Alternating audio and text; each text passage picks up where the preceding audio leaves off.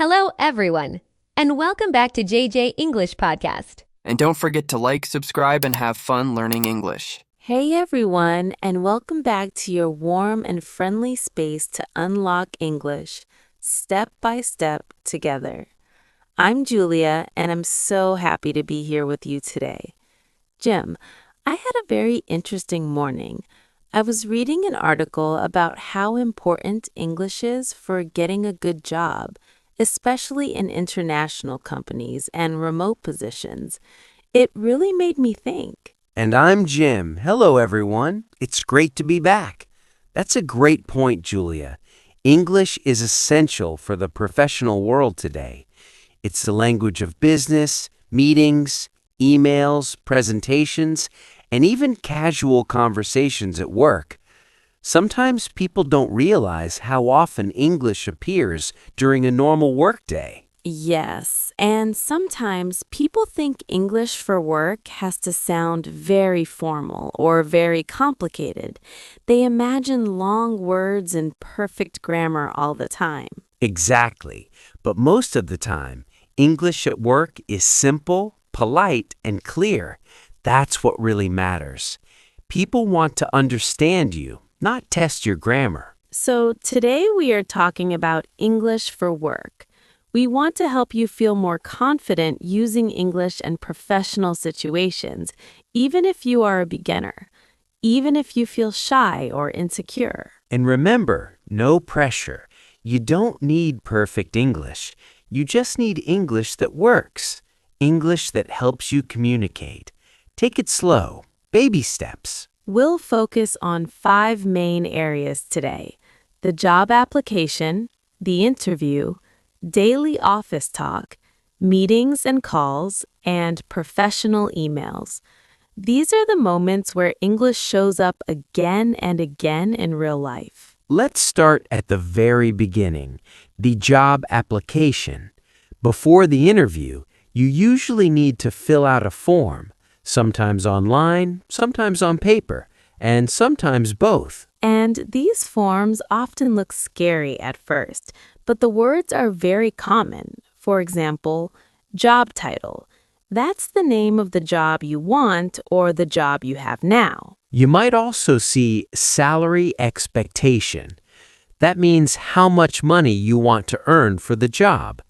This part makes many people uncomfortable. And references.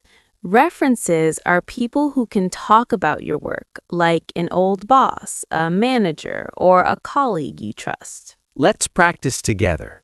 Repeat after us slowly. My job title is marketing assistant. Again, my job title is marketing assistant. Now another one. My salary expectation is $50,000 a year. You don't need to explain everything. Just a simple number is enough. And let's practice a small conversation. Good idea. Let's try. Jim, what should I write for references? You write the name of your old boss or manager, someone who knows your work. Perfect. Thank you. I remember the first time I saw the words salary expectation. I didn't know what to do. I stared at the screen for 5 minutes, just thinking. Now I know it's okay to write a simple number and move on. I know exactly how you feel. I was the same. I overthought everything. And it's okay if you're not sure. You can always ask questions later during the interview. Now let's talk about the job interview. This part makes many people nervous, even native speakers. Yes, interviews can feel stressful, but the questions are often very similar no matter the company. The first question is almost always, tell me about yourself. You don't need a long story. Keep it simple. For example, my name is Jim and I work in customer support. Let's practice together. My name is Julia, and I work as a podcast host. Then you can talk about your skills. For example, I am good at talking to people. Or, I am good at organizing things. Repeat after us. I am good at organizing things. Another common question is, what is your biggest strength? You can say, my biggest strength is that I am a fast learner. That's a very safe and very common answer, and it works well. Okay, let's slow down again. Another question you hear a lot is, why do you want this job? You can say, I like your company's mission, or I want to grow my career here. Both sound professional and positive. Short answers are fine. Clear answers are better than long answers. Jim, can I be honest for a moment? Before my first interview in English, I was very nervous. Not about my skills, but about my English. That's very normal, Julia. A lot of people feel that way. The fear is not the job. The fear is making a mistake. Exactly. I kept thinking, what if I don't understand the question? Or what if I freeze and can't answer? Yes, and that's why it's important to remember something. In real life, it's okay to pause. It's okay to think. You can say something simple like, let me think for a second. That sounds natural and professional. Or, that's a good question. That gives you time and shows confidence at the same time. Let's practice that together. Repeat slowly. Let me think for a second. Again, that's a good question. These small phrases help a lot when you feel nervous or under pressure. Yes, small phrases are like tools you can always use. They always work, especially in stressful moments. Now let's move to daily office talk. This is the English you use every single day, even for small things. When you arrive at work, you can say, "Good morning," or "Good morning, Anna." You can also ask, how are you today? That's polite, friendly, and very common. And when you leave, you can say, "Have a good evening," or "See you tomorrow." Let's practice together. Good morning. See you tomorrow. Here's a small dialogue. Julia says, "How was your weekend?" Jim says, "It was good, thank you. And yours?" That phrase is very important. And yours? It keeps the conversation going and sounds friendly. And sometimes you need help at work. You can say, "Excuse me, can you help me with this, please?" That sounds polite and professional. People respond well to that. There's a small story from when I was a trainee. My computer stopped working one day, and I felt really stressed. I went to my colleague and said, "My computer isn't working. Can you help me?" He helped me right away, but I still missed my deadline. Oh no, deadlines are always stressful. A deadline is the final day to finish a task, and you hear that word more than you'd like. Julia, can we talk about mistakes for a moment? Yes, please, because mistakes happen at work, especially in another language. Exactly. And making a mistake in English does not mean you are bad at your job. One time, I sent an email with the wrong date for a meeting. I was so embarrassed. That happens to everyone. What did you do? I sent another email and said, sorry for the confusion. The correct date is Friday. And that was it. That's perfect. Sorry for the confusion is a great professional phrase. Let's practice together. Repeat. Sorry for the confusion.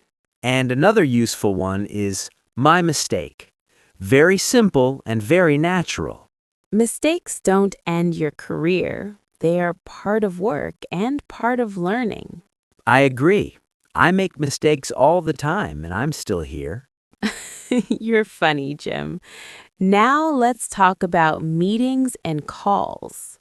To start a meeting, you can say, "Let's start the meeting," or "Thank you for joining."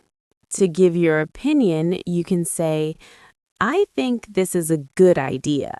Repeat after us. I think this is a good idea. If you agree, you can say, I agree, or that's a great point. If you disagree, be polite. You can say, I see your point, but I think. This is very common in meetings. And if you don't understand something, it's okay to ask. Could you say that again, please? Or could you clarify that? To finish a meeting, you can say, let's wrap up now, or thank you for your time. Jim, what about those moments in meetings when everyone is talking and you don't understand? That's very common, and silence does not mean you are not smart. It usually means the conversation is fast. I've been there. Everyone is talking and I'm thinking, what just happened? That's when simple phrases save you. You can say, sorry, I didn't catch that. Or, could you repeat that, please? That's polite and very normal.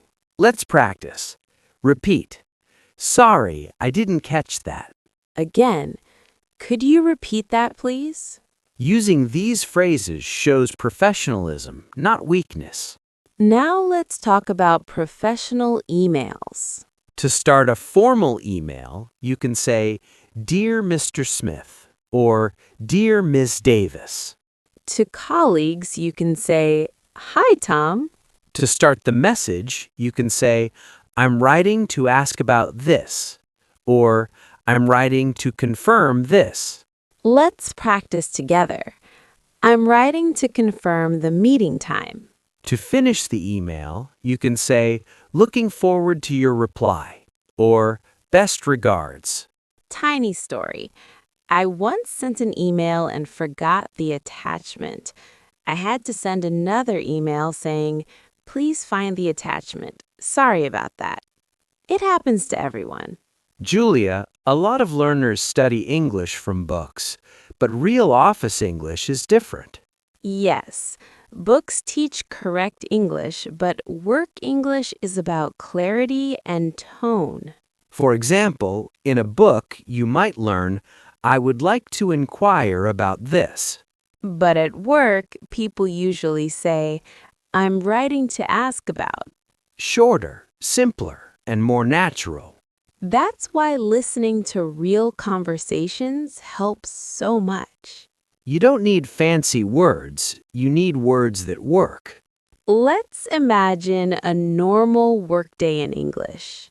You arrive, say good morning, grab a coffee, and maybe talk for a minute. You say, how's your day going? Or, busy morning? Then you work, go to meetings, and send emails. At the end of the day, you say to your colleagues, have a good evening. Simple moments, simple English. And all of that builds confidence little by little. Be confident, speak slowly, and trust yourself. It all comes together with practice. Finally, let's talk about networking.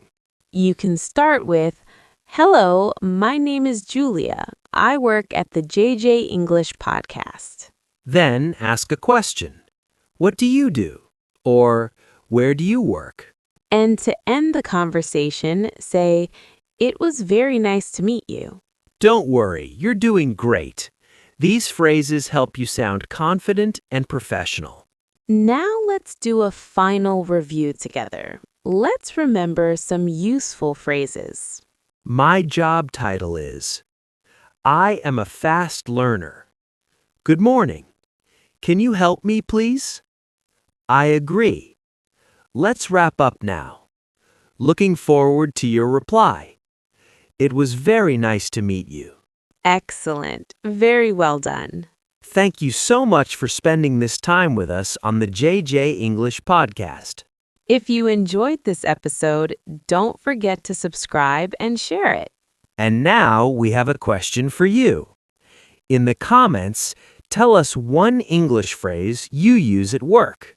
Write it in English. Take it slow. You're doing great. See you in the next episode. Take care and keep practicing.